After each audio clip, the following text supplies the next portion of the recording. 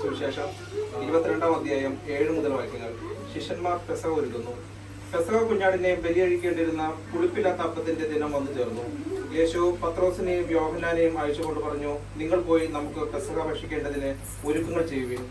അവർ അവനോട് ചോദിച്ചു, ഞങ്ങൾ എവിടെ ഒരുക്കണമെന്നാണ് നീ ആഗ്രഹിക്കുന്നത്? അവൻ പറഞ്ഞു, ഇതാ, നിങ്ങൾ പട്ടണത്തിലേക്ക് പ്രവേശിക്കുമ്പോൾ ഒരു കുടം വെള്ളം ചുമന്നുകൊണ്ട് ഒരുവൻ നിങ്ങൾക്കെതിരെ വരും. അവൻ പ്രവേശിക്കുന്ന വീട്ടിൽ നിങ്ങൾ അവനെ പിന്തുടരുക. ആ വീടിന്റെ ഉടമസ്ഥനോട് പറയുക, ഗുരു നിന്നോട് ചോദിക്കുന്നു, എന്റെ ശിഷ്യന്മാരോട് കൂടെ ഞാൻ പെസഹ ഭക്ഷിക്കുന്നതിനുള്ള വിരുന്നുശാല എവിടെയാണ്? സജ്ജീകൃതമായ ഒരു വലിയ മാളിക മുറി അവർ നിങ്ങൾക്ക് കാണിച്ചു തരും. അവിടെ ഒരുക്കുക. അവർ പോയി അവൻ പറഞ്ഞതുപോലെ കണ്ടു, പെസഹ ഒരുക്കുകയും ചെയ്തു.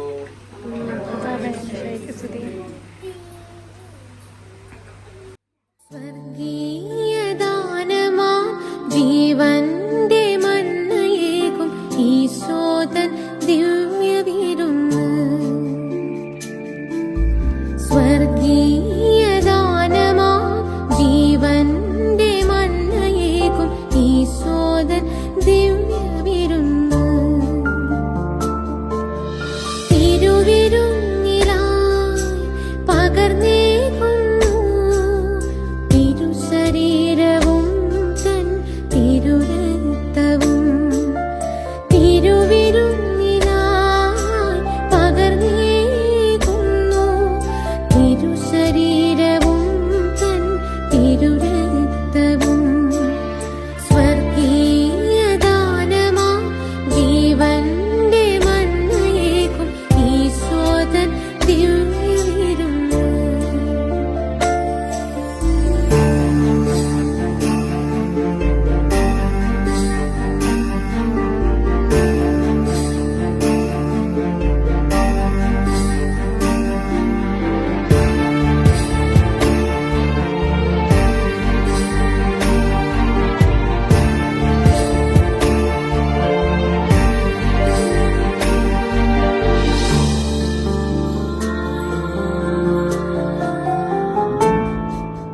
ലോകത്തിൻ പാപങ്ങൾ നീക്കിടും ദിവ്യ കുഞ്ഞാടാമേശുവേ.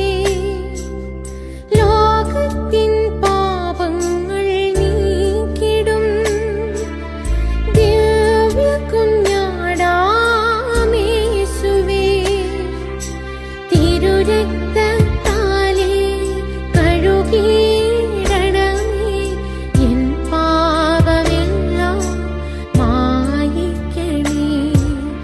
പുതു സൃഷ്ടിയായി എന്നെ മാറ്റണമേ. സ്വർഗീയദാനമാ ജീവന്റെ മന്നയേകും ഈശോദൻ ദിവ്യവിരുന്ന്.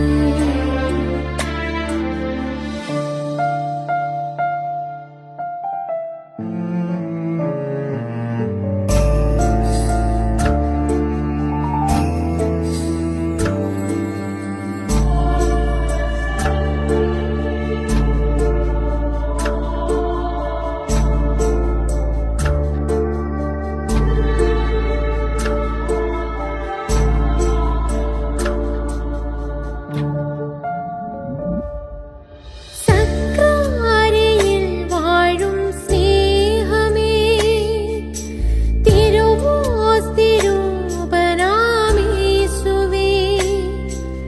സക്രാരിയിൽ വാഴും സ്നേഹമേ, തിരുവോസ്തിരൂപനാമേശുവേ.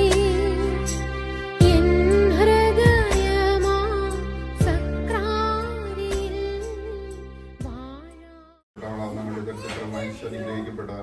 പരിസ്ഥാനമേ പാപിലായ ഞങ്ങൾക്ക് വേണ്ടി എപ്പോഴും ഞങ്ങളുടെ സമയത്ത് നമ്മുടെ അപേക്ഷമേ.